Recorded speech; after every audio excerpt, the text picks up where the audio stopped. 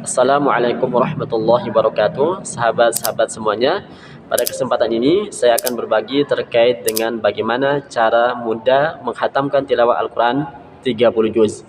Sebelumnya, mari sama-sama kita renungkan, pernahkah sekali saja selama ini kita menghatamkan Al-Quran 30 juz? Ataukah jangan-jangan selama ini kita belum pernah menghatamkan Al-Quran 30 juz? Nah, ada beberapa poin, ada beberapa hal yang perlu kita perhatikan dan kita terapkan agar kita dimudahkan untuk menghatamkan Al-Quran 30 juz.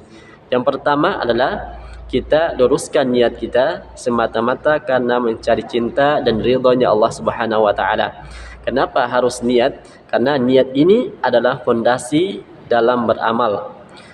Di mana salah satu syarat diterimanya amal kita adalah niat karena Allah Subhanahu wa taala. Kalau kita niatkan Allah Subhanahu wa taala, insyaallah akan dimudahkan dalam beramal. Dan niat ini juga adalah fondasi dalam beramal. Seperti sebuah rumah. Kalau rumah fondasinya tidak kuat, maka rumah itu akan mudah roboh. Sama juga kalau kita beramal tetapi niat kita tidak lurus, kita tidak mencari cinta dan ridhonya Allah Subhanahu wa taala, maka kita tidak bertahan, kita tidak kuat dalam beramal, atau kita tidak kuat dalam proses perjuangan menghatamkan Al-Quran 30 juz. Seperti itu ya. Kemudian niat ini juga gampang berubah. Ya, hari ini, pagi ini bagus, bisa saja siang bisa berubah. Nah, untuk itulah mari sama-sama yang pertama kita kuatkan niat kita semata-mata menghatamkan Al-Quran 30 juz ini karena mencari cinta dan ridhonya Allah Subhanahu wa taala. Yang kedua adalah kita membuat target. Nah, target ini sesuai dengan kemampuan dan waktu kita masing-masing. Tidak boleh melebihi kemampuan dan juga waktu kita. Ada yang bisa menghatamkan Al-Quran selama sehari, 3 hari, 1 pekan, ya, sebulan, 40 hari, 50 hari, atau mungkin lebih dari waktu itu. Nah, kalau kita misalkan pengen hatam Al-Quran selama 30 hari, maka sehari kita membaca sebanyak satu juz. Nah, 1 juz dalam sehari ini kita bisa bagi dalam beberapa waktu.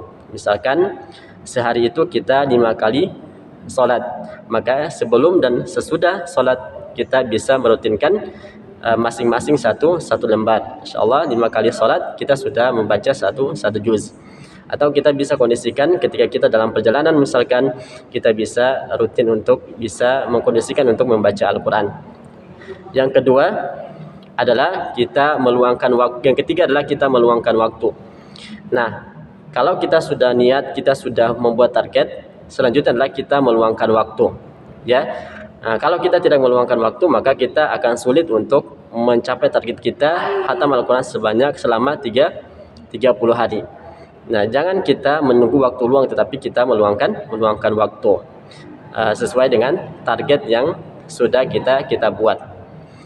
Ya, kemudian selanjutnya adalah kita berdoa kepada Allah Subhanahu wa taala, minta diberikan kemudahan, minta diberikan keistiqomahan dalam proses perjuangan kita untuk menghatamkan Al-Quran 30 juz.